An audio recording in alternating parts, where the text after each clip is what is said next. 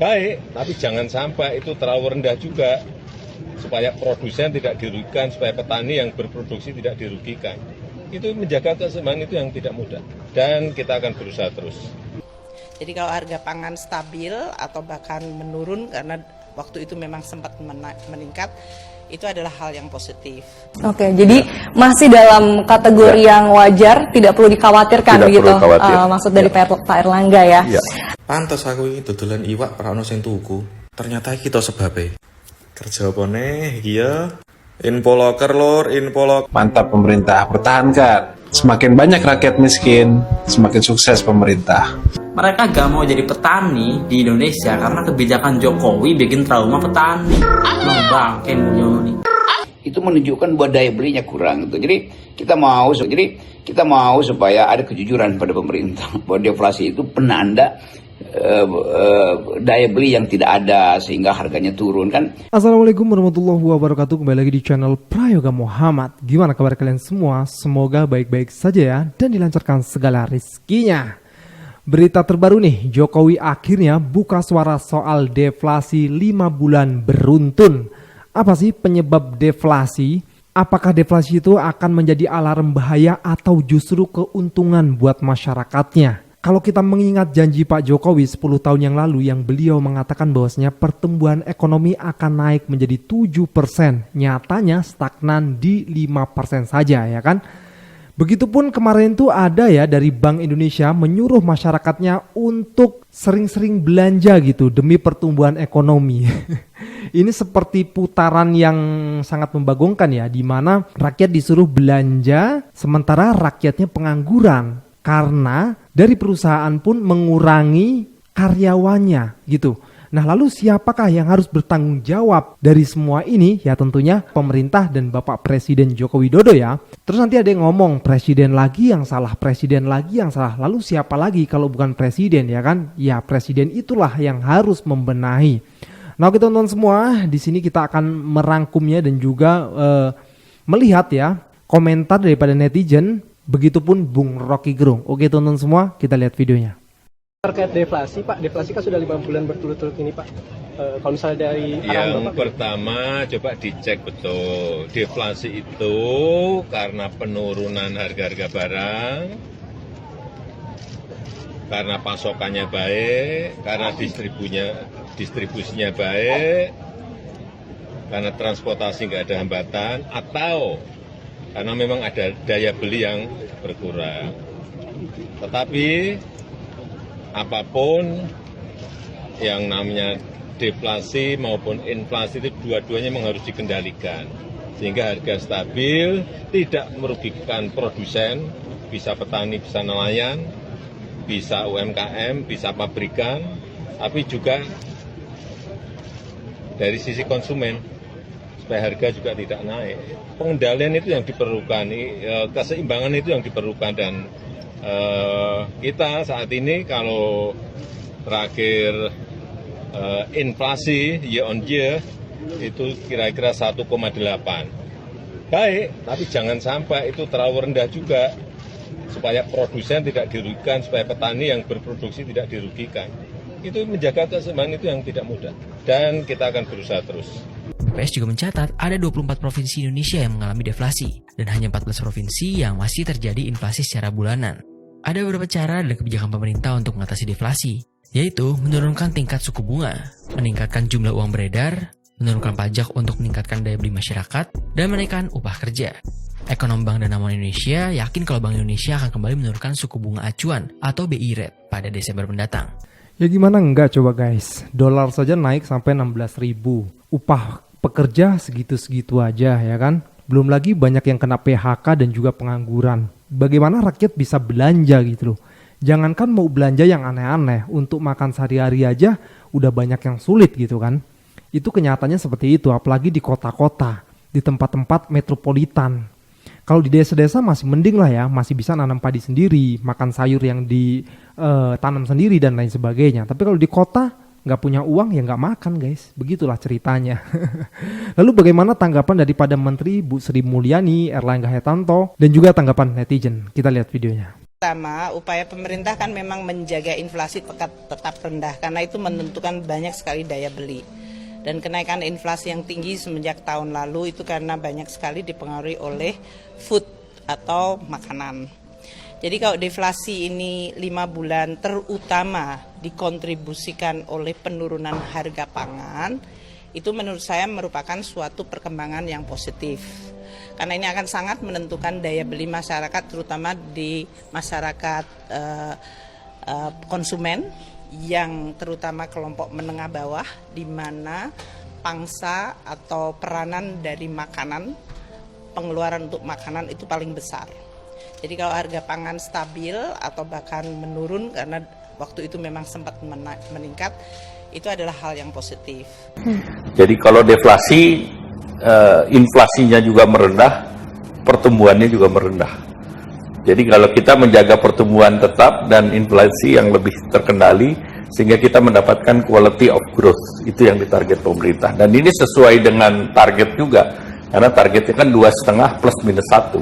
Jadi ini masih within the range. Oke, karena kemarin sempat ramai tuh Pak, kan 4 bulan tuh berturut-turut nih, jarang-jarang nih deflasi. Ya kalau makanannya kita tekan, apalagi kemarin Lebaran, kan kita tekan. Terus kepala daerah, kita beli insentif, kalau berhasil menurunkan inflasinya mereka dapat insentif. Oke, jadi masih dalam kategori yang wajar, tidak perlu dikhawatirkan tidak begitu. Perlu khawatir. Maksud dari Pak Erlangga ya. Loh, tenan toh. Wes mulai ra sehat iki perekonomian Indonesia. Kowe nek salah satu masyarakat Indonesia, wajib mbok simak iki. Nyah, deloki.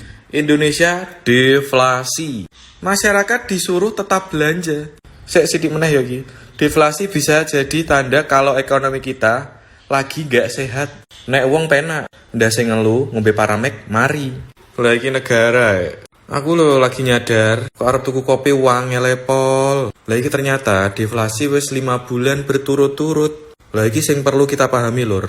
Deflasi artinya harga-harga barang dan jasa turun terus-menerus. Mungkin kamu pikir, wah enak dong, harga-harga jadi murah. Tapi tunggu dulu. Nek tunggu dulu kira enak pokoknya. Penyebab deflasi, penurunan harga pangan, daya beli menurun, kondisi ekonomi global. Terus dampak deflasi, penurunan pendapatan produsen, pengangguran, penurunan investasi. Iki intine secara global ya. Perekonomian Indonesia ini kritis. Ya jelas toh. Ini masyarakat Indonesia kemampuan untuk membeli produk atau barang atau pangan wangel. Sebabnya apa? Kui pendapatan produsen menurun. Berarti pendapatan global ekonomi Indonesia pun ikut turun. Iki bapak iki jenenge Nailul Huda. Iki pakar iki lur ya. Deloki, waca ya iki. Daya beli kita menurun karena kebijakan pemerintah yang kurang pas. Nek menurute wong-wong pemerintah ya wis pas. Lah kono mangan gampang. Rapat wae untuk kerek turu untuk tapi iku ning kono ha, ora ning kene. Masyarakat sedang mengalami penurunan daya beli jelas toh. Salah satunya karena pendapatan yang bisa dibelanjakan juga menurun. Pantes aku iki dodolan iwak ora ono sing tuku. Ternyata iki to sebabe. Kerja apa neh iki ya? Info locker lor, info locker. Ya itu yang terjadi sekarang ya, tapi pemerintahnya mengatakan ya ini masih positif ya, masih terukur, masih santai lah pokoknya ya intinya ya. Selalu begitu ya. Nanti dikomentari oleh Bung Rocky Gerung dan kita dapat intisarinya di sana ya. Oke teman-teman semua, kita lanjut lagi ke videonya. Erlangga klaim deflasi DRI buah sukses pemerintah kendalikan harga. Berarti bagus dong, murah ya kan. Kita harus dukung emang deflasi. Tapi Zulhas beberkan ngerinya dampak deflasi. Petani bangkrut, pedagang tutup toko. Tadi bilang sukses, yang ini bilang petani bangkrut. Berarti kesimpulannya, petani bangkrut itu adalah kesuksesan bagi pemerintah. Mantap pemerintah, pertahankan. Semakin banyak rakyat miskin, semakin sukses pemerintah. Ini mah lagi kritik Jokowi. Petani berkurang dan lahan menyempit. Salah satu faktornya adalah regulasi kebijakan rencana tata ruang wilayah atau RT/RW yang mendorong alih fungsi lahan pertanian jadi jalan tol, perkantoran, properti, bahkan PSN.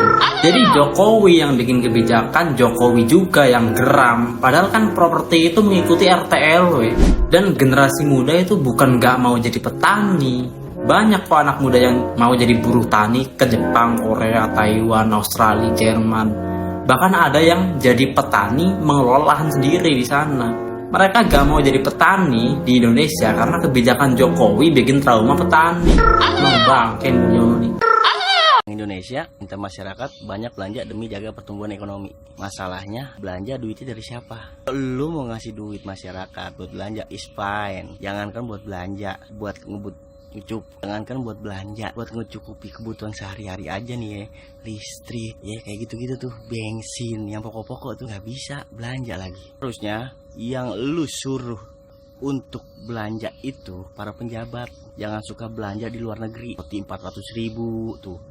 Yang suruh begitu pejabat, jangan masyarakat. Masyarakat itu apalagi masyarakat kelas menengah nih ya, kesian banget nih, bansos nggak dapet, pajak kudu bayar, tuh kesian banget dah. Jadi yang harus lu wanti-wanti itu para penjabat, jangan korupsi, terus hasil korupsinya ditaruh di luar negeri.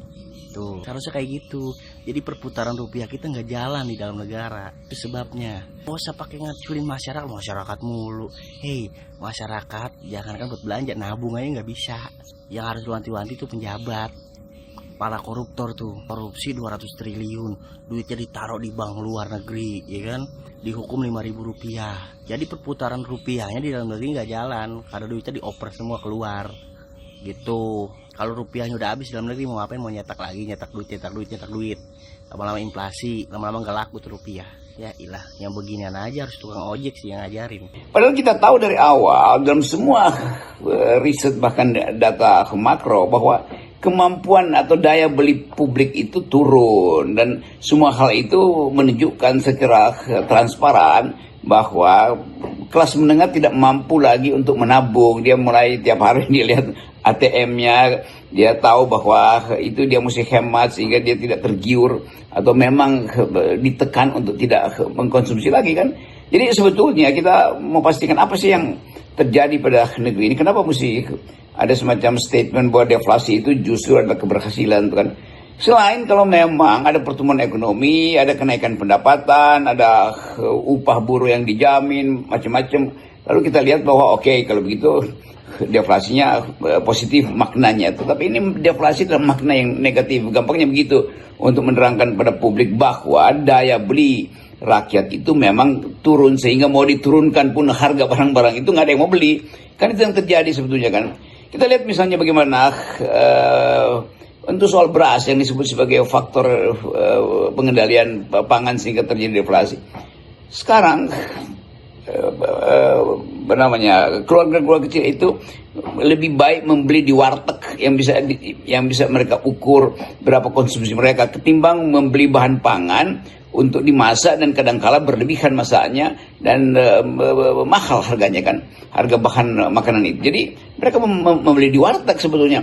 Kan itu bukan menerangkan bahwa deflasinya sukses, justru tidak mampu untuk membeli bahan memasak sendiri, maka ke warteg yang mungkin biasanya minta 1 sekarang tinggal 3/4 porsi kan, itu menunjukkan bahwa daya belinya kurang gitu. Jadi kita mau supaya ada kejujuran pada pemerintah bahwa deflasi itu penanda daya beli yang tidak ada sehingga harganya turun kan.